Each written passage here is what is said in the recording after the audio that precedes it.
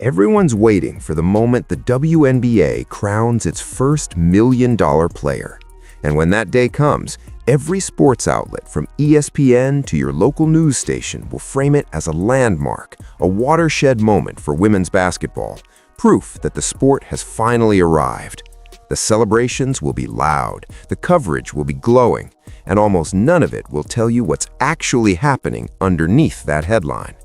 Because underneath it, there is a leaked CBA proposal quietly being constructed that will systematically gut the economic future of the vast majority of players in this league. Not the stars, not the names you see on billboards, the players who make up the actual backbone of every roster. The veterans grinding on 4-year contracts, the role players holding teams together night after night. The women who built this league from the ground up before it was worth covering at all.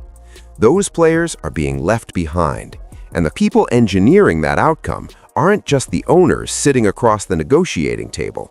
Some of the most powerful forces shaping this deal are sitting at the players' own union table, and they stand to benefit enormously from exactly what they're negotiating. That's the story nobody wants to tell you, so let's tell it. The specifics of this proposal didn't stay behind closed doors for long. Front office sports journalist Andy Costa published a detailed breakdown of the leaked CBA terms while negotiations were still actively ongoing. And when you actually sit down and lay out the numbers side by side, the picture that emerges is one that mainstream sports coverage has been almost completely burying. Start with the headline cap. The league is proposing a $5.65 million salary cap in year one. The players' union is asking for $9.5 million. That distance alone should tell you everything about how far apart these two sides actually are. But here's the thing. The total cap number, as dramatic as that gap looks, isn't even the most revealing fight happening in these negotiations. The real battle is about something far more consequential. It's about how the money inside that cap gets divided. And once you see how that division is being structured, the entire conversation changes. The proposed supermax salary sits at $1.13 million. That's 20% of the total cap allocated to a single player. The standard max comes in just below that at $988,750, consuming another 17.5% of total payroll. Now do the math on what happens the moment a team has 2 elite players on their roster at those rates. Before a single role player has been suited up, before a single bench contract has been signed, you have already burned through more than 37% of your entire payroll budget on 2 people.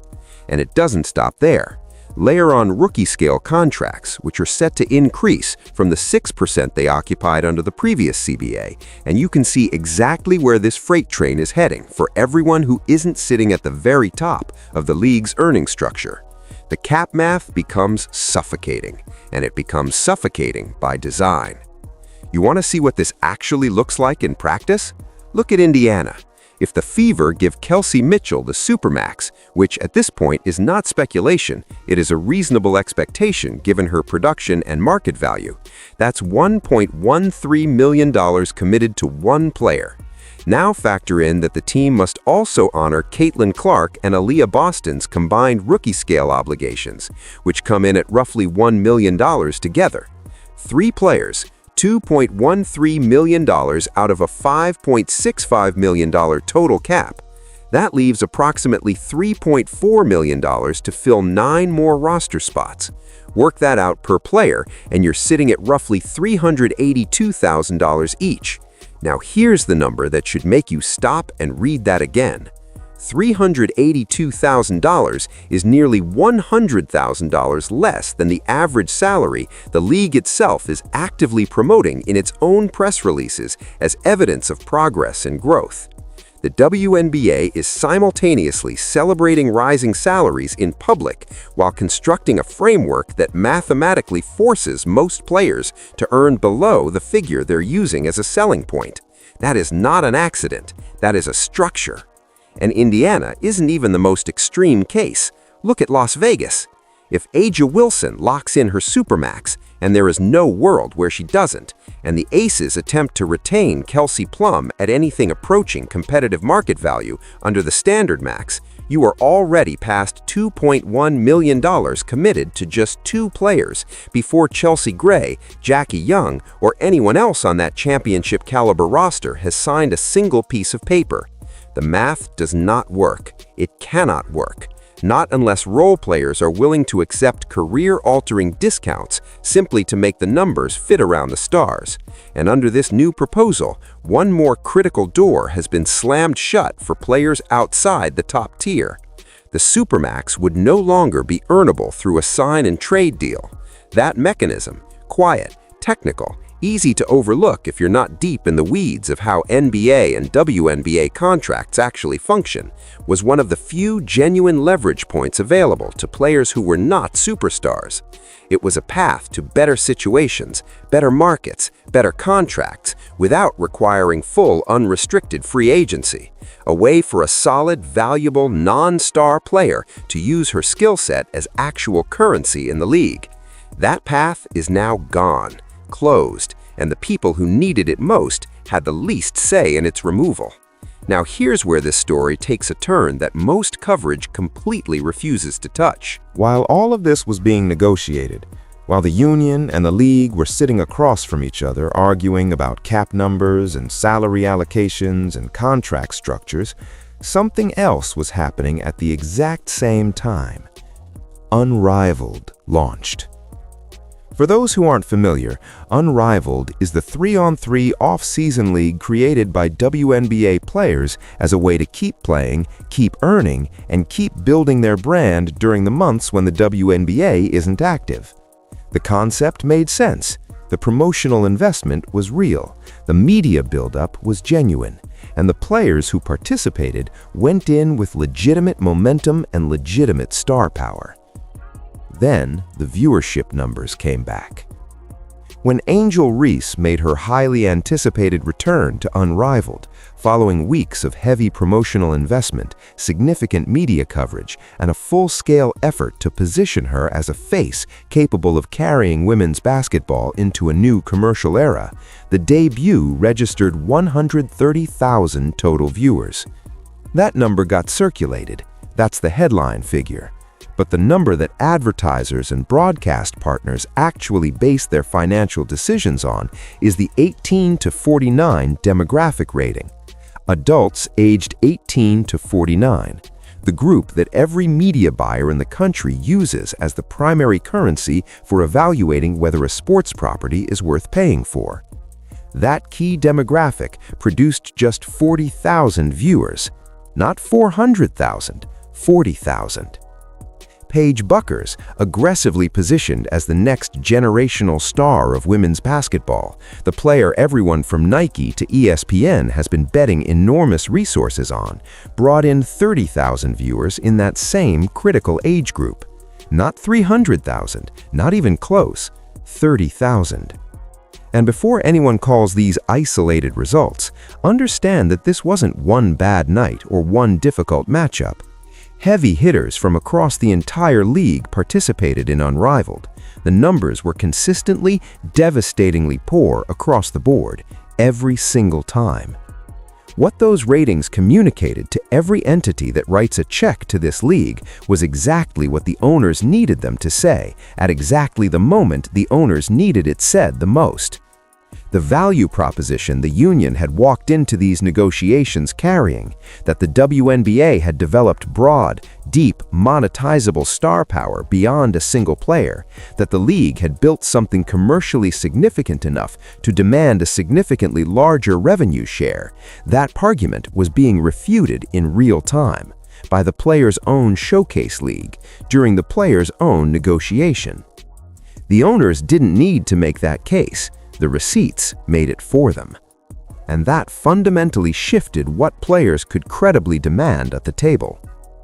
But here is the detail that should alarm every veteran role player in this league more than anything else that's come before it. Reporting from Front Office Sports, citing multiple sources familiar with the ongoing negotiations, confirmed something remarkable. The players' union leadership actually wants a similar percentage allocation for top salaries as what the league itself proposed. Read that again slowly. The union, the body that is supposed to be fighting for every player in this league, has explicitly signaled that they support the top-heavy salary structure. They are not fighting it. They have aligned themselves with it. Now think carefully about who that union leadership actually is. Onyeka Agumake serves as president of the Players Association. She is a decorated veteran with endorsement income, financial stability, and the kind of cushion that allows for a prolonged standoff in negotiations without her personal finances becoming a crisis. The board members driving these decisions alongside her hold similar safety nets. They are players who will receive those seven-figure supermax checks when this deal gets signed. They have every incentive to lock in that structure. They have every reason to protect those allocations. But the player earning between $80,000 and $100,000 per season, the one with no viable European market for her particular skill level, the one with a household depending on those game checks, the one who cannot absorb 6 months without income while negotiations drag on, she has no such buffer. She needed her union to walk into that room and fight for a rising tide, a structure that lifted every boat, a floor that actually protected her livelihood. What she got instead was a negotiating body that redistributed money away from her and toward the players who were already sitting at the table making the decisions. And the cruelest part of all, she had no real say in it. What's happening here has a name. It's one of the oldest negotiating tactics in existence, and it works with brutal efficiency every single time it gets deployed correctly. Divide and conquer. Give the players with the loudest voices exactly what they want, and they stop fighting for everyone who doesn't have a platform. Audra Wilson securing $1.3 million per season does not feel the same urgency about the veteran making $90,000 who just learned her cut protection is disappearing. The interests diverge, the coalition fractures, and the owners, who understood this dynamic going in, never had to fire a single shot to make it happen. The structure did the work for them. And to be clear, this isn't an indictment of the stars themselves as people. Under the previous CBA, Audra Wilson actually took a discount from her supermax eligibility, specifically to help the Aces build the kind of championship-caliber roster she wanted to compete on. She gave up real money, meaningful money, because she understood that building a winner required shared sacrifice. That speaks to something genuine about her character. But under this new proposed structure, applying that same percentage discount would now cost her approximately $226,000 per year in foregone income, nearly $250,000 annually gone because she chose to be a team player in the most literal financial sense of that phrase. At some point, those sacrifices stop being reasonable to ask for. At some point, the numbers are simply too large. And when the stars stop absorbing roster-building costs, it is the middle class that takes on that shortfall every single time, because the money has to come from somewhere, and it will not come from the top. Here's what's going to happen, and it's important to understand exactly how this plays out so you're not surprised when it does. The WNBA is going to announce its first million-dollar player. The coverage will be celebratory. The framing will be historic. Every major outlet will run the same version of the same story about how far women's basketball has come, how this milestone represents everything the league has been building toward, how the future has never looked brighter. The casual fan will see that headline and genuinely read it as growth, as progress, as evidence that the fight for equity in women's sports is finally paying off.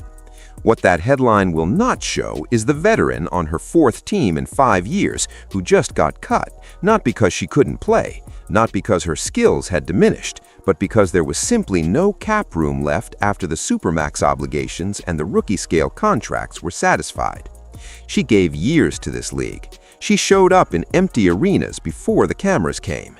She stayed when the money wasn't good enough, and the travel was brutal, and the spotlight was somewhere else. And she was sold out by the very system that was supposed to protect her.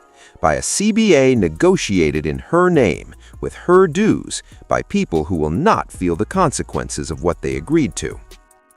Once ratification happens, there is no recourse, there is no going back. The window to change this outcome is narrow, and it is closing. Role players who make up the economic middle of this league need to organize right now, not after the vote, not when the consequences become visible, but right now, before the ink dries. They need to be pushing back explicitly on the allocation structure, demanding a higher salary floor, insisting on minimum contract protections that actually serve the majority of players in this league, rather than the handful already securing million-dollar checks.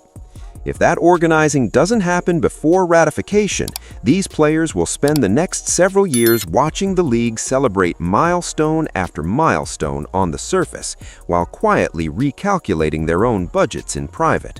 Watching the sport they built get monetized around them, while they negotiate away from the camera, in silence, because the deal that was supposed to lift them up was structured from the beginning to leave them behind.